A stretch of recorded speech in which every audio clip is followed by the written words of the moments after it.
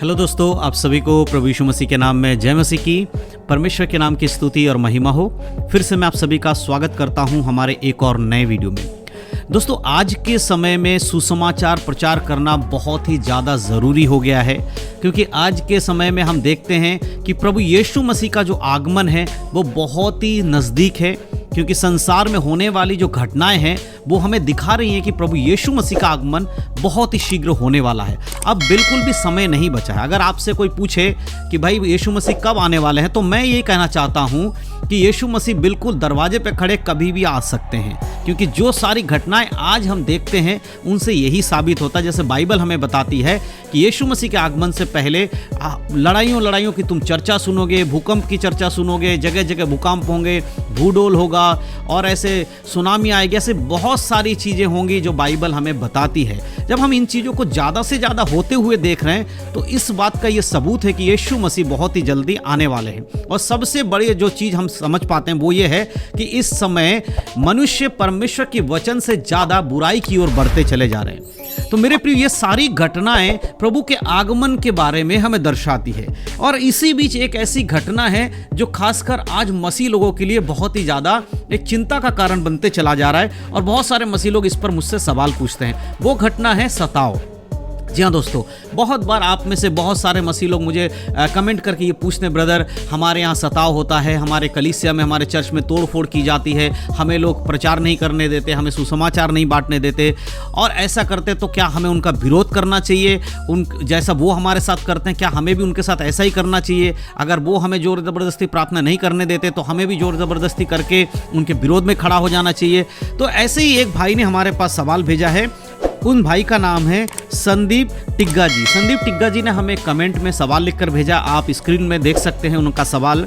उन्होंने इस प्रकार से यहाँ पर लिखा है कि जो लोग सताव करते हैं, चर्च तोड़ देते हैं, प्रार्थना करने नहीं देते हैं, मारपीट करते हैं, तो उनका विरोध करना चाहिए कि नहीं करना चाहिए?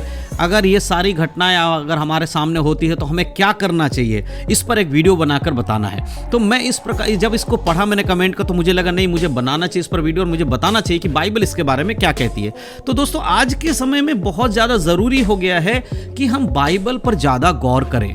क्योंकि बहुत सारे लोग सिर्फ सुनी सुनाई बातों पर ही चलने लगते हैं, बाइबल से कभी परखते नहीं है बाइबल किसी विषय के बारे में क्या कहती है। जब आप इन बातों को बाइबल से नहीं परखेंगे तो आपको समझ में ही नहीं आएगा कि आपको क्या करना चाहिए। सबसे पहली चीज़ देखिए, सताव मसीही जीवन का एक हिस्सा है। अगर आप प्रभु यीशु मसीह पर विश्वास करते हैं तो ये बाइबल इसमें साफ रीति से कहती है कि जो कोई प्रभु यीशु मसीह पर विश्वास के संग जीवन जीना चाहता है वो सताया जाएगा। जी हाँ दोस्तों, हर व्यक्ति जो यीशु में चलना चाहता है वो सताया जाएगा। क्योंकि हमारा जो शत्रु है वो कोई इंसान नहीं है। हमारा जो युद्ध है वो मांस और लहू से नहीं है, यानी कि इंसानों से नहीं। हमारा युद्ध दुष्ट आत्माओं की सेना से है, शैतान से है। और शैतान लोगों को इस्तेमाल करता है मसीह लोगों को गिराने के लिए, उन्हें उत्तेजित करने के लिए, ताकि वो भी कोई गलत काम करे। देखिए, चर्च जो है वो प्रभु की कलीसिया जो है वो परमेश्वर के वचन पे चलने वाले कलीसिया है। अगर चर्च में सताव आता है तो इसका मतलब है कि शैतान आपसे जलन रखता है और आपको सताने की कोशिश कर रहा, ताकि आप अपने मार्ग से भटक जाओ। अब ऐसे में होता क्या है, बहुत बार कलीसियाओं में लोग आते हैं, कलीसियाओं को तोड़फोड़ करते हैं, प्रार्थना करने से मना कर देते हैं। तो वहाँ हमें क्या करना चाहिए? सबसे पहली चीज़ तो हमें प्रार्थना करनी चाहिए उन लोगों के लिए जो ऐसा काम कर रहे हैं। और दूसरी चीज़, कुछ ऐसे अधिकार हमारे पास दिए गए हैं हमारे जो कानून के द्वारा, जो हमें स्वतंत्रता देती है कि हम अपने किसी भी चीज़ को जब मानते हैं, किसी भी धर्म को जब हम फॉलो करते हैं, उसका प्रचार करने का और उसके बारे में लोगों को बताने का हम स्वतंत्र, हमें अधिकार हमारे संविधान में दिया गया है। हम उसके तहत उन्हें समझा सकते हैं कि ब्रदर हमें तो इसका अधिकार है और हम किसी का नुकसान नहीं कर रहे, हम तो अपने संविधान के पालन करते हुए चीज़ों को कर रहे हैं। इस तरह से आप उन्हें समझा सकते हैं। लेकिन उसके बाद भी अगर वो नहीं मानते हैं तो फिर आप उनके जैसा जोर जबरदस्ती नहीं कर सकते ना, क्योंकि हम मसीह के लोग हैं, प्रभु के लोग हैं। हम समझा सकते हैं, बता सकते हैं। अगर कोई सामने वाला व्यक्ति नहीं मानेगा तो ज़्यादा से ज़्यादा हम उसके लिए प्रार्थना कर सकते हैं। लेकिन जैसा वो हमारे साथ कर रहा है, हमें सता रहा है और हम भी उनके जैसे बनकर हम भी उनको सताने लगे, उनके जैसी हरकतें हम भी करने लगे, फिर उन लोगों में और मसीह लोगों में क्या फ़र्क रह जाएगा? हम उदाहरण के तौर पर वचनों को ले सकते हैं। देखिए, बाइबल हमें बताती है अगर मती रची सुसमाचार उसका 5 अध्याय उसके 11 आयत को आप पढ़ेंगे, 11 और 12 को देखिए, वहाँ पर साफ रीति से परमेश्वर का वचन कहता है। और ये यीशु मसीह का वचन है जो कि पहाड़ी उद्देश्य के रूप में हम देखते हैं। और यहाँ सताव से लिखकर धन्य वचन हमें बताया गया, सताव के बारे में क्या धन्य चीजें हैं वो हम यहाँ देखते हैं। 11 में लिखा है, धन्य हो तुम जब मनुष्य मेरे कारण तुम्हारी निंदा करे और सताए और झूठ बोल बोल कर तुम्हारे विरोध में सब प्रकार की बुरी बातें कहें, तब आनंदित और मग्न होना, क्योंकि तुम्हारे लिए स्वर्ग में बड़ा फल है। इसीलिए कि उन्होंने उन भविष्यवक्ताओं को जो तुमसे पहले थे इसी रीति से सताया। ये हमारे साथ नहीं हो रहा पहली बार। परमेश्वर का वचन कहता है कि धन्य है वे जो यीशु मसीह के नाम के कारण सताए जाते हैं। तो आप धन्य बनना चाहते हैं या फिर आप दूसरे लोगों के जैसा बनना चाहते हैं? अगर आपको धन्य बनना है तो सताव में से होकर जाना पड़ेगा। आपको सताव को अपने ऊपर आने देना है। आप प्रार्थना करते रहिए।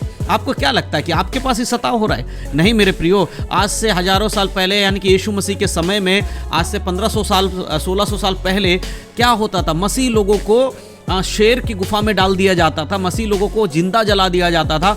उन जैसा सताव तो आज होता भी नहीं है। आपको क्या लग रहा है, जिस समय यीशु मसीह इस संसार से स्वर्ग में उठा गए थे, जीवित होने के बाद उसके कई सौ साल बाद उनके जीवन में जो मसीह पर विश्वास करते थे बहुत सताव आया। हम देखते हैं कि वहाँ उनको जिंदा शेर के मांद में डाल दिया जाता था, जिंदा जला दिया जाता था, उनको मार दिया जाता था। इस प्रकार का सताव होता था। आज के समय में ऐसा नहीं हो रहा हो, लेकिन फिर भी लोगों को जब प्रार्थना करने से रोक दिया जाता, उनको लगता हमारे जीवन में बहुत बड़ा सताव हो रहा है। नहीं मेरे प्रियो, परमेश्वर का वचन कहता है हमसे पहले उन्होंने हमारे जो पूर्वज थे उनके साथ भी ऐसा ही किया है और हमारे साथ भी ऐसा ही करेंगे। लेकिन प्रभु कहता है याद रखो, इस संसार में अगर तुम सताव सहते हो तो स्वर्ग में तुम्हारे लिए बड़ा प्रतिफल रखा है। तो मैं आपसे ये कहना चाहता हूं, अगर आपकी कलीसिया में, आपके चर्च में सताव होता है, आपको परमेश्वर के नाम से आपको प्रार्थना नहीं करने दिया जा रहा है, तो आप उनको समझाइए। आप बताइए हमारे देश का संविधान हमें अधिकार देता है। उसके बाद भी अगर वो नहीं मानते हैं तो हम उनके जैसा नहीं बन सकते। हम प्रार्थना ही कर सकते हैं और कुछ नहीं कर सकते। लेकिन आज के समय में बहुत सारे कलीसिया, बहुत सारे पास्टर लोग क्या करते हैं, जब सताव होता है तो धरने देने लगते हैं। एक जगह पर किसी जगह धरना दिया जाता है, वहां बैठ जाते हैं और नारेबाजी करते हैं। ये यीशु मसीह की शिक्षा नहीं है। यीशु मसीह के साथ सताव नहीं हुआ क्या? क्या यीशु मसीह को लोगों ने नहीं मारा क्या? क्या यीशु मसीह को लोगों ने जेल में नहीं डाला क्या? क्या यीशु मसीह के चेलों को लोगों ने जेल में नहीं डाला? पतरुस को जेल में नहीं डाला?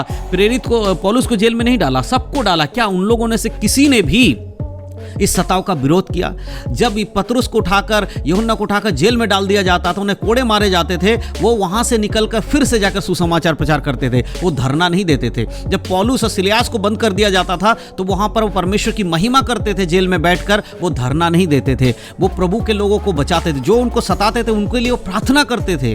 हम देखते हैं कि पौलुस के समय में जब जेल की नींव हिल गई तो वहां का जो जेलर था वो डर के मारे अपने आप को खत्म करने वाला था। उस समय पौलुस ने उन्हें बचाया, कहा तू मत मर, तू अपने आप को खत्म मत कर, क्योंकि परमेश्वर तुझसे प्रेम करता है। मेरे प्रिय, यही चीज तो हमें समझना है।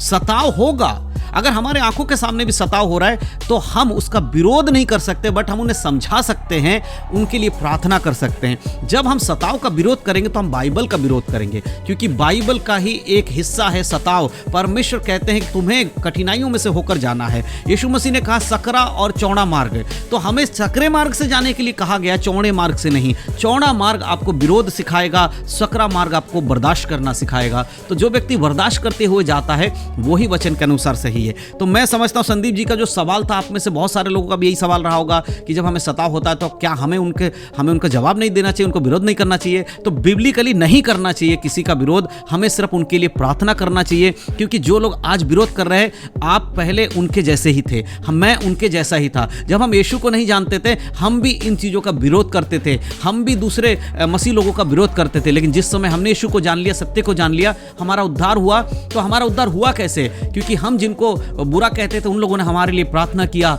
हमारे लिए किसी ने आंसू बहाए होंगे, इसीलिए आज हम प्रभु का प्रचार कर रहे हैं। उसी प्रकार जब आपके जीवन में कोई सताव आता है, कोई आपको सताता है, आप उनके लिए प्रार्थना करेंगे कि परमेश्वर इन्हें बुद्धि दीजिए ताकि सत्य को जाने, इनके जीवन में आप अपने सत्य को प्रकट कीजिए। तो हो सकता है जो व्यक्ति आज आपको सता रहा है वही व्यक्ति हजारों लोगों को सुसमाचार सुनाएगा। इस सबसे बड़ा उदाहरण अगर मैं आपको देना चाहता हूं पौलुस के जीवन को, जिसको हम नए नियम में देखते सबसे ज्यादा पत्री लिखने वाला व्यक्ति, वो मसीह लोगों को सताने वाला व्यक्ति था, लेकिन परमेश्वर ने उसे सबसे बड़ा प्रेरित बना दिया। तो मेरे प्रियो, इससे हमें उदाहरण लेकर समझना भी चाहिए कि जो लोग आज कर रहे हैं ना, सताव के विरोध में खड़े हो जाते हैं, नारेबाजी करते हैं, ये मसीह शिक्षा नहीं है। पौलुस ने ऐसा नहीं किया, पौलुस ने परमेश्वर की महिमा की। तो मेरे से अगर आप पूछेंगे बाइबल के अनुसार, तो मैं यही कहूँगा, सताव का सामना करिए, लोगों के लिए प्रार्थना करिए। परमेश्वर है जो आपको सताव से बचा सकते हैं, वही आपको उसमें से होकर निकालेंगे। खुद की मेहनत लगा कर परमेश्वर की योजना के विरोध में मत जाइए। तो आगे से अगर आपके यहाँ कलीसिया में, आपके जीवन में सताव होता है, प्रार्थना करिए,